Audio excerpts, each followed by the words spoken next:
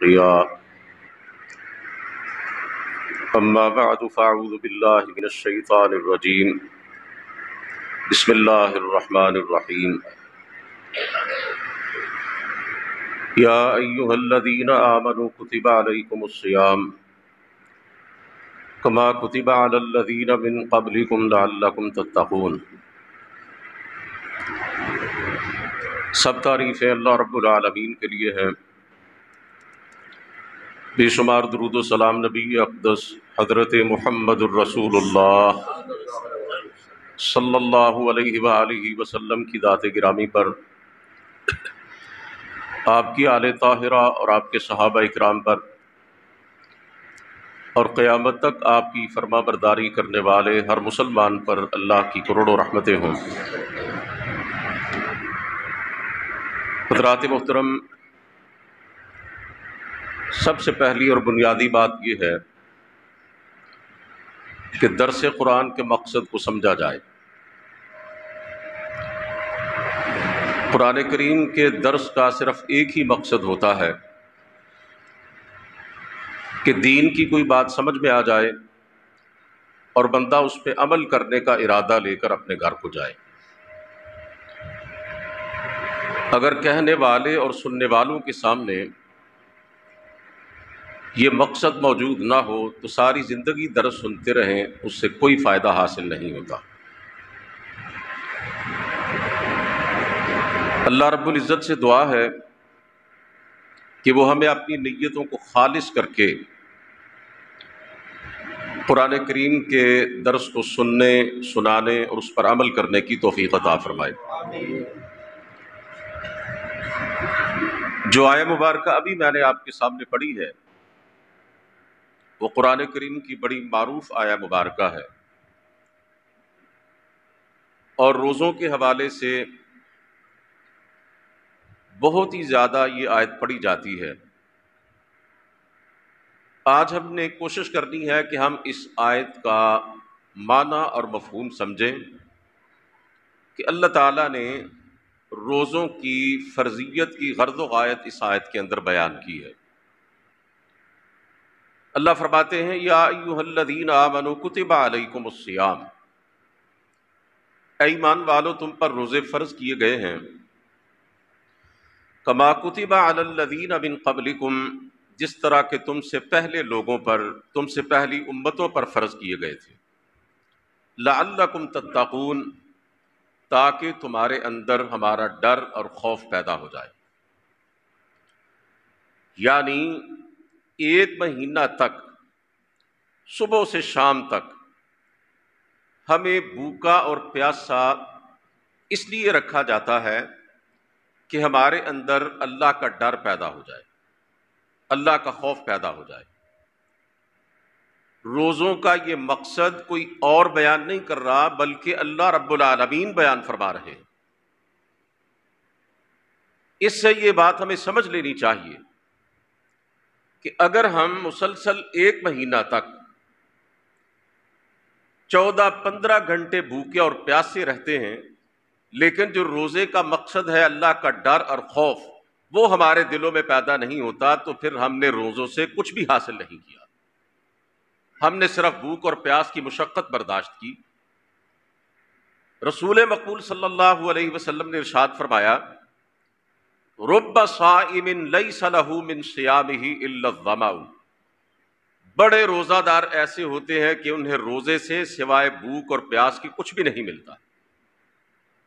اور رسول کریم صلی اللہ علیہ وسلم نے فرمایا من لم یدع قول الزور والعمل بہ فلیس للہ حاجۃ ان یدع طعامہ وشرابہ، جو شخص روزہ تو رکھتا ہے لیکن جھوٹ بولنا نہیں چھوڑتا اور جھوٹ پہ عمل کرنا نہیں چھوڑتا، یعنی اللہ رب العالمین کی بغاوت اور معصیت کو ترک نہیں کرتا، روزہ رکھتا ہے لیکن پروردگار کی نافرمانی کرتا ہے، اپنے مالک کے احکامات سے انحراف کرتا ہے، روزہ رکھ کے گناہوں کا بازار گرم کرتا ہے، سارا دن بھوکا اور پیاسا رہ کر پروردگار کی ہر قسم کی معصیتوں کا ارتکاب کرتا ہے، فرمایا اللہ کو کوئی پرواہ نہیں ہوتی کہ وہ سارا دن بھوکا رہتا ہے یا پیاسا رہتا ہے۔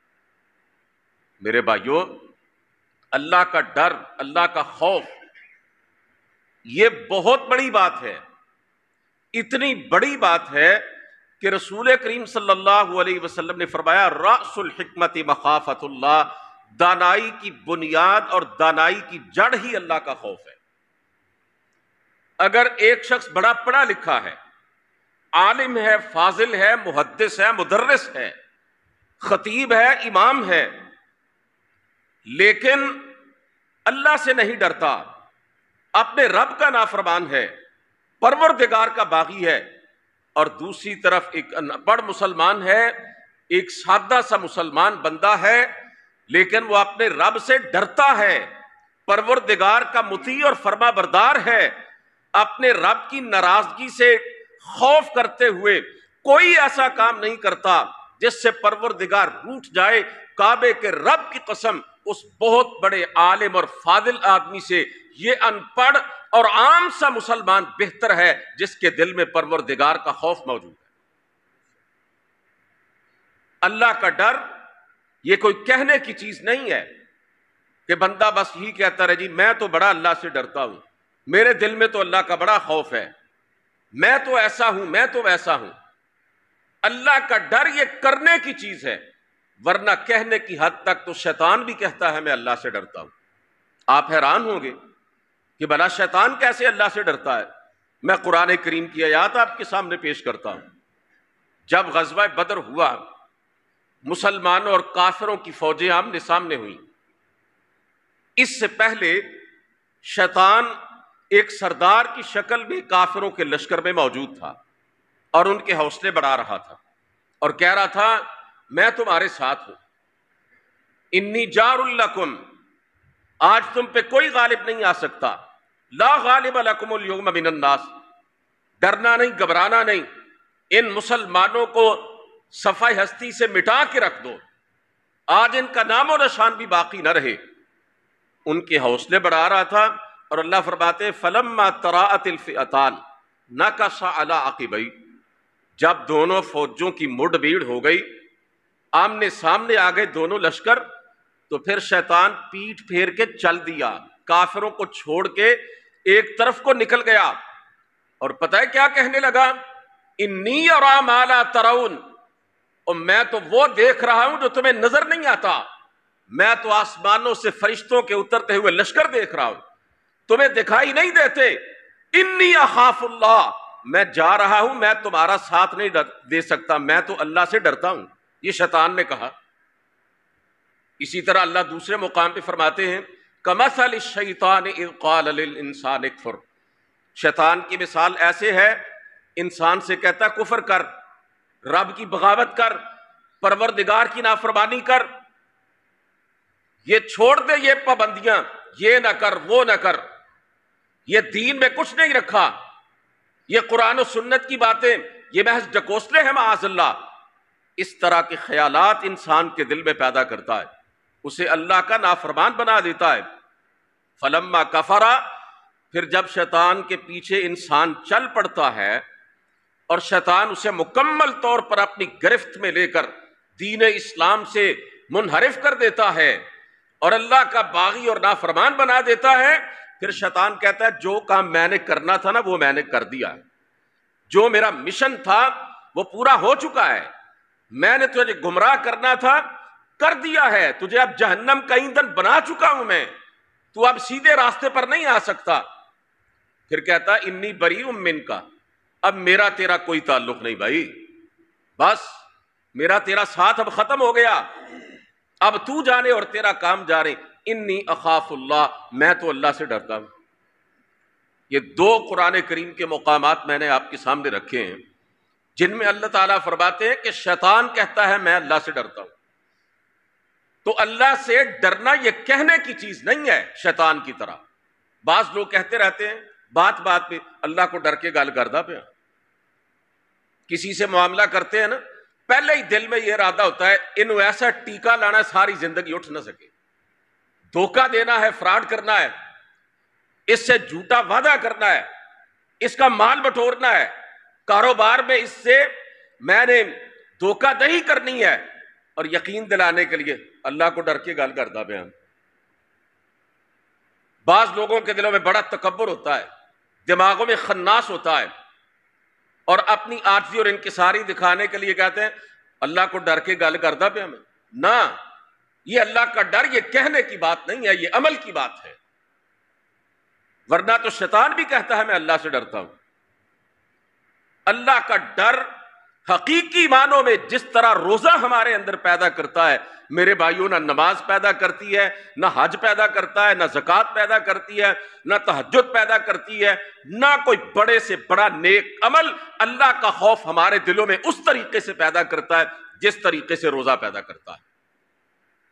اب ذرا دیکھیں نا، 2-3 بجے ہونٹ خشک ہو جاتے ہیں، گلا سوکھ جاتا ہے، جسم کے اندر کمزوری، اضمحلال پیدا ہو جاتا ہے، ٹانگوں میں جان باقی نہیں رہتی۔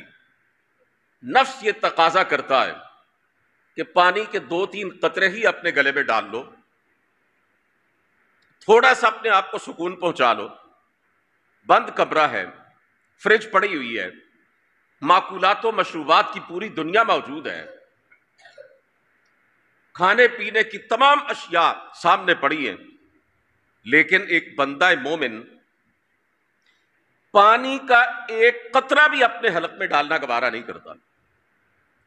انواع و اقسام کے کھانے ہیں، پھل ہیں، لیکن ایک ذرہ بھی اپنے ہونٹوں میں نہیں رکھتا۔ کس لیے؟ کہ دیکھنے والا تو کوئی بھی نہیں ہے، اس کی بیوی کی نگاہوں میں بھی وہ روزہ دار ہوگا، بچوں کی نگاہوں میں بھی روزہ دار ہوگا، دوستوں کی نظروں میں بھی روزہ دار ہوگا، لیکن پھر بھی کچھ نہیں کھاتا پیتا۔ کس لیے؟ کون سی چیز روکتی ہے؟ کوئی کاموں کی شہر کی پولیس ڈنڈا لے کے کھڑی ہے، کوئی ایس ایچ او نگرانی کر رہا ہے، کوئی ایجنسیاں پیچھے لگی ہوئی ہیں؟ کوئی چیز نہیں، محض یہ ایمان کہ وہ بندے دنیا کی کوئی طاقت تجھے نہیں دیکھ رہی، کسی کو نہیں پتا چلے گا کہ تیرے حلق میں کچھ گیا ہے، تیرے پیٹ میں کچھ گیا ہے، تیرا روزہ ٹوٹ گیا ہے، کسی کو پتا نہیں چلے گا، لیکن جس رب کے حکم کے تحت تو نے روزہ رکھا ہے اس رب کو تو پتا چل جائے گا۔ وضو کرتے ہیں، ظہر کی نماز کے وقت کلی کے لیے پانی منہ میں ڈالتے ہیں، معمولی سا شک بھی پڑ جائے کہ کلی کے پانی کا کوئی ذرہ نیچے گلے میں چلا گیا، ہم گلے کو کھنکار کے صاف کرتے ہیں، اس پانی کو باہر نکال کے پھینکتے ہیں۔ آس پاس بیٹھے جو نمازی وضو کر رہے ہیں ان کو بھی نہیں پتا چل سکتا کہ اس وضو کرنے والے کے گلے میں کوئی پانی چلا گیا ہے، پی لے گا تو کیا ہوگا، لیکن نہیں پیتا اس لیے کہ رب کو پتا چل جائے گا۔ میں یہ پوچھنا چاہتا ہوں کہ اللہ ہمیں روزے کی حالت میں بس کھاتے پیتے دیکھتا ہے، باقی جو نیر مچاندے جائیے رب نہیں ویندا؟ اور روزہ یہی تو بتاتا ہے۔ 15-16 گھنٹے بھوکا پیاسا رہنے والے مسلمان کھانے پینے کی طرف تو نگاہ غلط بھی نہیں ڈالتا، اور تیرے رب کو پتا چل جائے گا۔ جب لوگوں کو چکر دیتا ہے تو پھر رب کو نہیں پتا چلتا، جب کسی کا حق مارتا پھر رب کو نہیں پتا چلتا، وہ تھانے دار جب تو رشوت لیتا ہے تب اللہ کو پتا نہیں چلتا، اور تو جج ہے جب انصاف کا خون کرتا ہے تب رب کو پتا نہیں چلتا، تو بڑا افسر ہے جب کرپشن کرتا ہے تو رب کو پتا نہیں چلتا، اور تو M N A M P A ہے لوگوں کے حقوق غصب کرتا ہے رب کو پتا نہیں چلتا، تو وزیر اور وزیر اعظم ہے عوام کے خزانے پہ ڈاکے ڈالتا ہے رب کو پتا نہیں چلتا، تو طاقتور ہے، تو بڑا ہے، کسی بیوہ کے پلاٹ پہ قبضہ کرتا ہے رب کو پتا نہیں چلتا، تو کسی یتیم کا حق مارتا ہے تب رب کو پتا نہیں چلتا، تو بند کمرے میں چھپ پہ شراب پیتا ہے اللہ کو پتا نہیں چلتا، تو زناکاری اور بدکاری کا بازار گرم کرتا ہے تیرے رب کو پتا نہیں چلتا، اور تو کتنا سادہ سا مسلمان بندہ ہے، تو سمجھتا ہے تو روزے کی حالت میں کھا پی لیتا ہے تو اللہ کو پتا چلتا ہے، باقی تیرے سارے کرتوتوں کا تیرے رب کو پتا ہی نہیں چلتا، خبر ہی نہیں ہوتی۔ یہ تیرا ایمان ہے؟ اور بھائیو اللہ کا اصل ڈر یہ ہے کہ بندہ وہاں بھی اللہ کے خوف کے تحت اپنے رب کی ذرہ برابر نافرمانی نہ کرے جہاں اسے دیکھنے والا کوئی نہ ہو۔ میں ایک حدیث پاک سنا کے اپنی بات کو اختتام کی طرف لاتا ہوں، تڑپا دینے والی حدیث پاک ہے۔ سرکار دو عالم صلی اللہ علیہ وسلم نے فرمایا، میں اپنی امت کے ان لوگوں کو جانتا ہوں جن کی نیکیاں تہامہ پہاڑوں کی طرح، پہاڑوں جیسی نیکیاں، انبار لگے ہوئے نیکیوں کے، نماز، روزہ، حج، زکوٰۃ، عمرے، نوافل، ذکر و اذکار، صدقہ، خیرات، پتہ نہیں کیا کچھ، لیکن فرمایا اللہ روز قیامت ان کی نیکیوں کو ہوا میں اڑا دے گا، ساری کی ساری نیکیاں تباہ و برباد، ہباء منصورا۔ صحابہ نے عرض کیا، بڑے حیران ہو کر یہ پوچھا، اللہ کے رسول اتنی زیادہ نیکیاں کیسے برباد ہو جائیں گی، کیا سبب ہوگا؟ ذرا ان لوگوں کے بارے میں ہمیں کھول کے بتائیے، وضاحت کیجیے اللہ کے نبی کہ ان کے اتنے اعمال صالحہ کیسے ضائع ہو جائیں گے؟ رسول کریم صلی اللہ علیہ وسلم نے فرمایا، یہ جن لوگوں کی بات میں تمہارے سامنے کر رہا ہوں یہ تمہارے بھائی بند ہیں، تم جیسے ہیں، یأخذون من اللیل کما تأخذون، جس طرح تم رات کی نماز پڑھتے ہو اسی طرح یہ بھی پڑھتے ہیں، بڑے تہجد گزار ہیں، عابد شب زندہ دار ہیں، عام رواجی معنوں میں بڑے نیک ہیں، بڑے پابند شریعت ہیں، بڑے دیندار ہیں، لیکن انہم قوم اذا خلوا بمحارم اللہ انتہکوها، یہ وہ لوگ ہیں کہ جب انہیں کوئی دیکھنے والا نہیں ہوتا، جب لوگوں کے اندر نہیں ہوتے، خلوت میں ہوتے ہیں، تنہائی میں ہوتے ہیں، تو پھر اللہ تعالیٰ کی بڑی بڑی نافرمانیوں کا ارتکاب بڑے دھڑلے سے کر جاتے ہیں۔ جب اکیلے ہوتے ہیں اللہ سے ڈرتے ہی نہیں ہیں، مسجد میں آ کے بڑے پکے نمازی، بند کمرے کے اندر شرابی اور زانی، لوگوں کی نظروں میں روزہ دار اور حقیقت میں سود خور اور حرام خور، بظاہر پابند شریعت لیکن اندر گندا اور میلا، لوگوں کے سامنے اللہ سے ڈرتے ہیں، کوئی غلط کام نہیں کرتے، اکیلے ہوتے ہیں تو بھول جاتے ہیں کوئی رب بھی ہے، وہ کوئی دیکھنے والا پروردگار بھی موجود ہے۔ میرے رسول نے فرمایا اللہ ان لوگوں کی ساری نیکیاں قیامت کے دن تباہ و برباد کر کے رکھ دے گا۔ اب اس نتیجے پر آپ یقیناً پہنچے ہوں گے کہ اللہ کے ڈر کی حقیقت کیا ہے۔ اللہ کے ڈر کی حقیقت، بندہ وہاں بھی اللہ سے ڈرے جہاں کوئی دیکھنے والا نہ، جلوت کے اندر جیسے بندہ اللہ سے ڈرتا ہے خلوت کے اندر بھی ڈرے، مجمع میں بیٹھ کے جیسے نیکوکار ہے، اکیلا ہو تنہائی میں ہو تب بھی ویسا ہی نیکوکار ہو، منافقت نہ ہو اس کے اندر۔ ایک واقعہ اختصار کے ساتھ عرض کرتا ہوں۔ حضرت عبداللہ بن عباس رضی اللہ تعالیٰ عنہما ایک دفعہ مدینہ منورہ سے کچھ باہر کی طرف نکلے، کچھ ان کے دوست بھی ہمراہ تھے، ایک نوجوان کو دیکھا بکریاں چرا رہا، اسے بلایا اور کہنے لگے آؤ بھائی ہمارے ساتھ کھانا کھاؤ۔ کہنے لگا جی میں نے تو روزہ رکھا ہوا ہے۔ بڑے حیران ہوئے، گرمی کا موسم ہے، عرب کی تپتی ہوئی ریت ہے، اور یہ اتنا نیک نوجوان کہ اتنی شدید گرمی میں سخت موسم میں اس نے روزہ رکھا ہوا ہے۔ اس کا جائزہ لینے کے لیے اس سے کہتے ہیں یہ جو بکریاں تو چرا رہا ہے ان میں سے ایک بکری ہمارے ہاتھ بیچ دو، ہم اس کے گوشت میں سے تجھے بھی دیں گے، تیری افطاری کا انتظام بھی ہو جائے گا۔ کہنے لگا کہ جناب ان بکریوں کا مالک میں نہیں، میں تو مزدور ہوں، مالک تو کوئی اور ہے، اس سے پوچھے بغیر آپ کو کیسے بکری بیچ سکتا؟ بڑے حیران ہوئے، اتنا نیک نوجوان۔ کہتے ہیں یار یہ اتنی زیادہ بکریاں ہیں، درجنوں بیسیوں بکریاں ہیں، ایک بکری کم ہو جائے گی تو مالک کو کیا پتا چلے گا؟ بھیڑیے آتے ہیں بکریوں کو اٹھا کے چلے جاتے ہیں، چیر پھاڑ کر جاتے ہیں۔ مالک پوچھے گا تو کہہ دینا کہ بھیڑیا آیا تھا بکری اٹھا کے لے گیا۔ مالک کو یقین آ جائے گا، کیونکہ یہ معمول کی بات ہے کہ ریوڑوں سے بھیڑیے بکریاں اٹھاتے ہی رہتے ہیں۔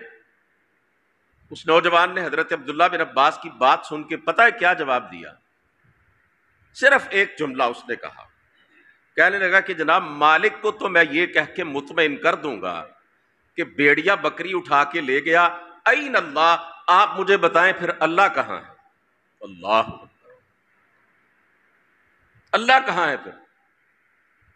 کیا اللہ کو بھی میں دھوکہ دے لوں گا؟ جھوٹ بول کے اپنے رب کو بھی میں دھوکہ دے لوں گا؟ مالک تو نہیں دیکھ رہا، کیا اللہ بھی نہیں دیکھ رہا؟ اللہ کہاں ہے؟ قرآن اس کا جواب دیتا، ما یکون من نجوى ثلاثۃ الا هو رابعهم۔ اللہ فرماتے ہیں اوے لوگو، اگر تم تین ایک جگہ پہ بیٹھے ہو نا، آہستہ آہستہ باتیں کر رہے ہو، سرگوشیاں کر رہے ہو، چوتھا میں تمہارے ساتھ، ولا خمسۃ الا هو سادسهم، اگر تم پانچ ہو تو چھٹا میں ہوں، ولا ادنى من ذلك ولا اکثر الا هو معهم، کم ہو یا زیادہ ہو، جتنے بھی ہو، اینما کانوا، تم جہاں بھی ہو، اللہ فرماتے ہیں مت بھولنا کہ میں غافل ہو گیا، تم جہاں بھی ہو میں تمہارے ساتھ ہوتا ہوں۔ یہ اللہ کا ڈر، یہ خوف، یہ روزہ ہمارے اندر پیدا کرنا چاہتا ہے۔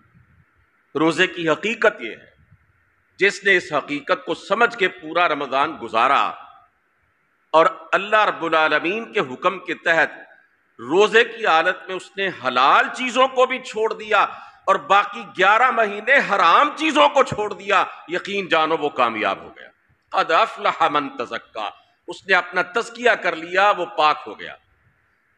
کسی اللہ کے بندے کی دو چار باتیں میں وہ آپ کے سامنے رکھتا ہوں اور اپنی بات کو ختم کرتا ہوں۔ وہ کہتا ہے اے دانش عیار، خدا دیکھ رہا ہے، اے خواہش سرشار، خدا دیکھ رہا ہے، اے دیدہ پرکار، خدا دیکھ رہا ہے، اے قلب فسونکار، خدا دیکھ رہا ہے۔ جلوت میں تو کچھ پاس رہا خلق خدا کا، خلوت میں بھی سرکار خدا دیکھ رہا ہے۔ جورے سرے بازار تو ہے سب کی نظر میں، جرم پس دیوار خدا دیکھ رہا ہے۔ رنگین غلافوں میں چھپاتے ہیں جنہیں ہم، روحوں کے وہ آزار خدا دیکھ رہا ہے۔ دنیا تیرے کرتوت کو دیکھے کہ نہ دیکھے، اے میرے دل زار، خدا دیکھ رہا ہے۔ اللہ نگران ہے ہم پہ، اللہ نگہبان ہے، ہم 7 پردوں میں چھپ جائیں، زمین کی پستیوں میں بھی اتر جائیں، اس رب سے ہم دور نہیں ہو سکتے، اپنے آپ کو چھپا نہیں سکتے۔ روزے کا مقصد یہی تقوی پیدا کرنا ہے، یہی درس ہے روزے کا، یہی پیغام ہے کہ لوگوں اللہ رب العالمین کے مطیع اور فرما بردار بنو، اس کا ڈر خوف اپنے دلوں میں بساؤ، کہ یہی پوری شریعت کا خلاصہ ہے اور یہی پورے کے پورے دین کی جڑ اور بنیاد ہے۔ ہر جگہ پہ اللہ سے ڈرو، یہی تقوی کی زندگی ہے۔ اللہ ہمیں اس کی توفیق دے۔ وآخر دعوانا ان الحمد للہ رب العالمین۔ رسولہ الکریم وعلی آلہ واصحابہ اجمعین۔